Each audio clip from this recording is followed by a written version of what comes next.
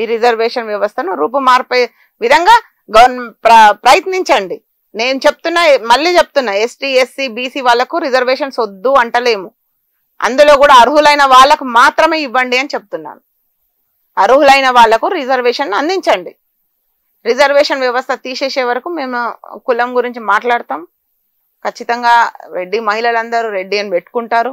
ఇప్పుడు కులాల వ్యవస్థ ప్రాతిపదికన చూస్తేనే రిజర్వేషన్లలో వీళ్ళకు న్యాయం జరగట్లేదు కింది కులాలకు. అలాంటిది మొత్తం కుల వ్యవస్థనే నిర్మూలించేస్తే అప్పుడు ఇంకా గందరగోళం.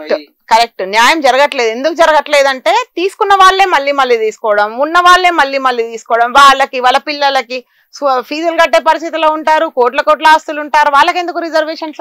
మరి మాకొద్దు రిజర్వేషన్స్ అని ఓపెన్ గా ఒక్కళ్ళన్నా వచ్చి ముందుకు చెప్పరేమి? మేము చాలా బాగున్నాం, మేము మస్తు ఫైనాన్షియల్ గా చాలా బాగున్నాం, మాకు ఈ రిజర్వేషన్ అనేది మాకు అవసరం లేదు. మరి మా దాంట్లోనే మా ఇంట్లో వాళ్ళకో, మా ఇంట్లో మా పాలోళ్ళకో, మాకు మా ఇంట్లో పనిచేసే వాళ్ళకో, మా చుట్టాలకో ఇచ్చుకుంటామని ఒకళ్ళన్నా ముందుకు వచ్చి చెప్పట్లేరేం?